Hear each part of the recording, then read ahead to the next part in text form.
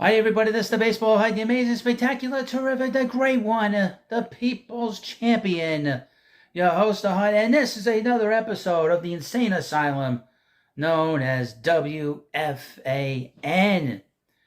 Now, normally, at the Baseball Hut 2, we play the music, the Funny Farm. I'm finding that when I play that music sometimes, YouTube doesn't really like that. It makes it seem like I'm mocking the mentally challenged. Or, mentally ill. What am I talking about? And that's really it's a theme song for the Insane Asylum known as WFAN, like I said. But I've been sort of chronicling their insanity really since last August. And it started with they've been going after Pete Alonso, and it has not stopped.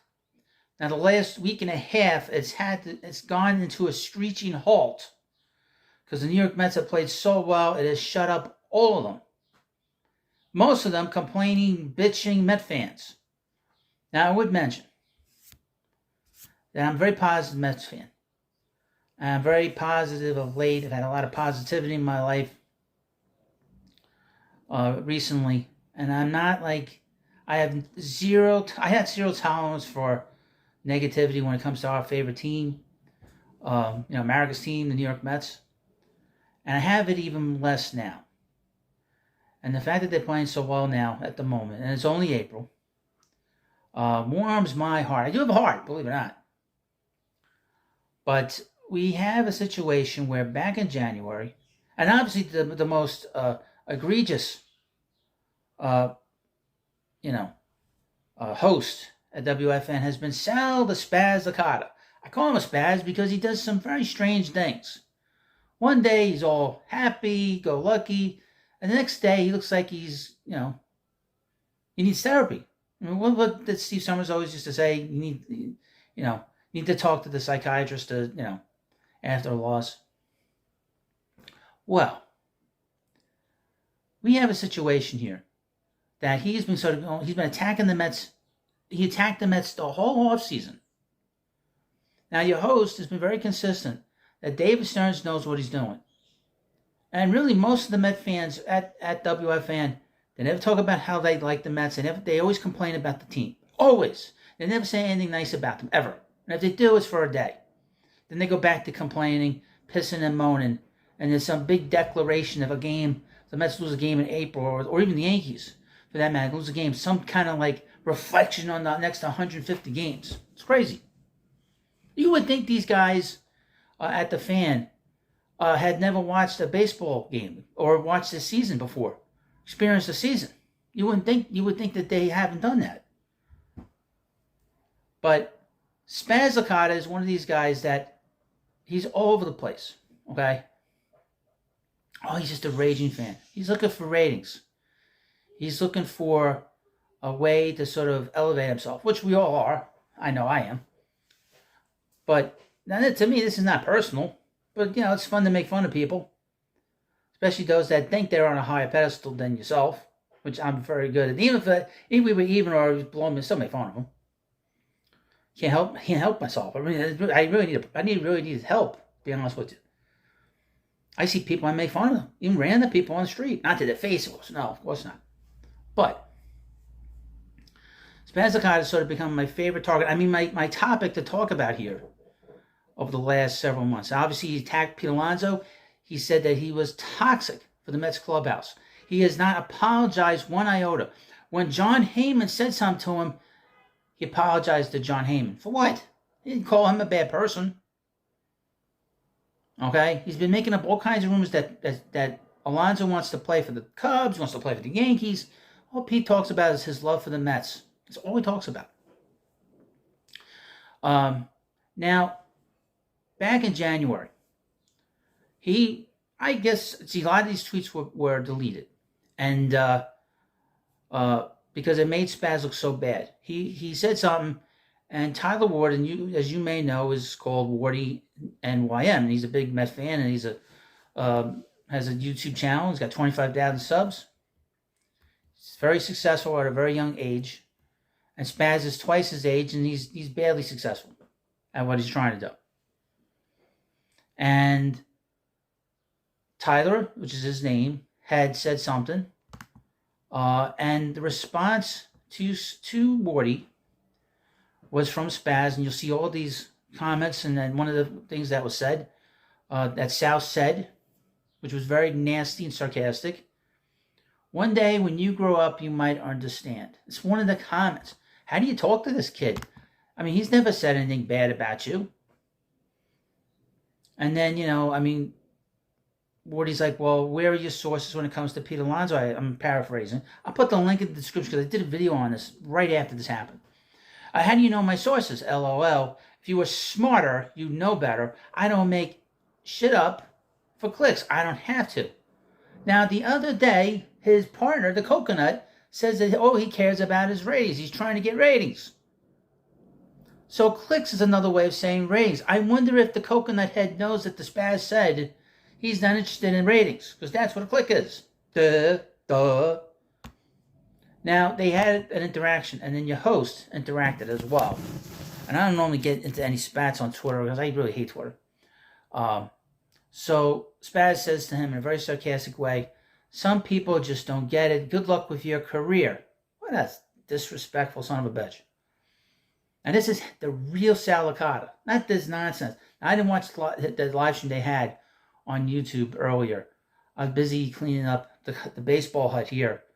But Wardy said there's all this talk about not understanding, and yet I'm left here waiting for said explanation. Be well. You couldn't have been more respectful in this whole situation. Now, your host, first of all, I have a lot more things than Sal has. One, I got a full head of hair. That's something that Spaz doesn't have. And believe it or not, I am very respectful to people. I wrote this. Sal Licata is such a tough guy in Spaz that he blocked me and then unblocked me. But yet goes after YouTube that doesn't say anything about him on here. How brave, Sal. How brave. And that is the truth. The truth is that Spaz plays it safe. He doesn't like debate. When he likes debate, what's do? Click. Well, we know that. We know that he's great at hanging up on people that want to have a different point of view of him, from him. We know that he hung up on the New York Giants football New York Giants legend called Banks because they had a difference of opinion on a player that played for the New York Giants.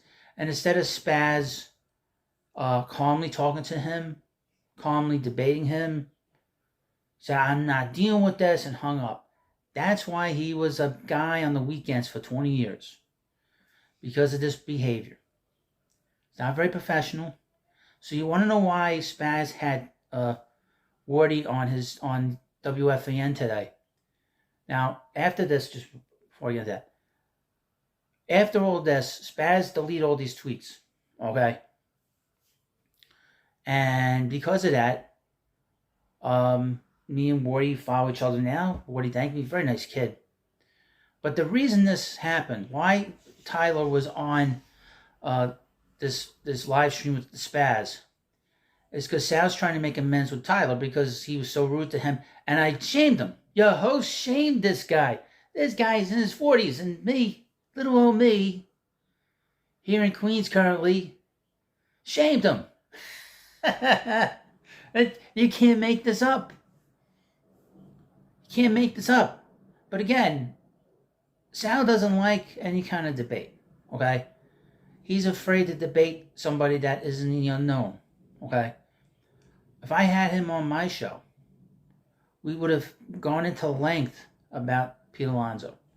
And I would have made it very clear to Sal, I do not scream, I do not yell, I am a very calm person. And I know that all that yelling and screaming is part of an act that these radio people do when they don't have any kind of way to sort of explain where they're coming from. I do not go for that. I'm a very calm person. Very calm when I speak. If you follow me for years on this channel and on the big channel, the Baseball Hut, you need to subscribe to the Baseball Hut. That's where all the fun comes in with the Mets. I don't scream. I don't have to scream because I get my points across without cursing, without screaming, without using any kind of degenerate language. When you use degenerate language and you scream like a lunatic, but for me, for a person like me, it's in one ear and out the other. And most of the audience does that. So then you lose your audience.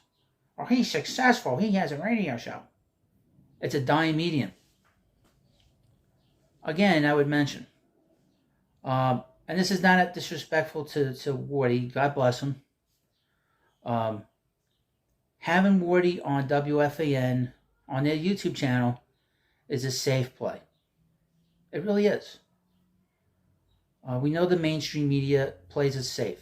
Okay, Wardy is known to the media. He's known to the industry, the baseball industry. They all know him. He's a nice kid. But the reality is that Sal Licata and WFAN, they are scared.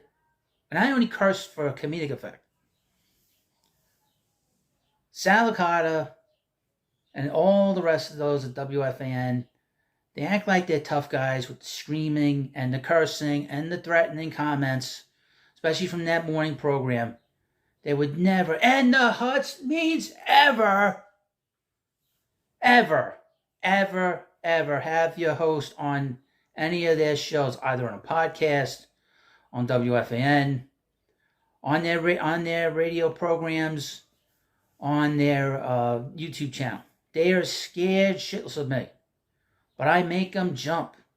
I will make them jump. They don't treat our team with respect and treat us with respect. I will hit them harder than I've hit them in the past 6 months. And that's what it all comes down to. They have abused us, folks, for 35 years. This is ingrained into the radio station. And that their attitude always was in the past, well, we're trying to be fair. Bullshit. Okay? And I would mention to my Mets fans, brethren, be positive about the team. Don't feed into the negativity. Don't believe their bullshit. And that's all it is. That's not comedic effect. It's all nonsense, okay? Call the radio station, be positive, okay? There's reasons why Wardy is so popular. There's reasons why my channels are doing well. It's because we are a better alternative to them. That's why they do the simulcast. That's why they have this YouTube channel. They're trying to compete. And I'm going to continue to make fun of them because they are fun to make fun of, quite frankly. Between the sort of the sad sack Met fans that are hosts there, that are constantly making threats to the owner in the morning, constantly making up stories about our favorite first baseman currently. Our favorite first baseman all the time is Keith Hernandez, by the way. But, you know, we have a right to get respect from this radio station. If they don't give the respect, and if I don't see that respect, I'm going to talk about it. And I would mention, I'm not going anywhere, boys. I'm not going anywhere, fellas. If you, and I would mention, they don't like debate. They don't like discussion. They just want to scream. And again, I would be shocked if anyone came into contact with me on Twitter. Okay?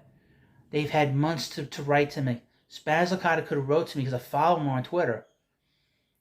And even though he blocked me and unblocked me, I followed him. And I followed the Coconut. They could write to me. You know. But nothing. Silence. The sound of silence. But this, having Wardy on, is a response to me. Giving me the middle finger. I don't care. Good for him. Good for Wardy. You know, like I said, he's working hard. You know. And I work hard too. Here, be honest with you. Aren't you entertained by me making fun of WFAN? And this is another episode of the Insane Asylum known as WFAN. Subscribe.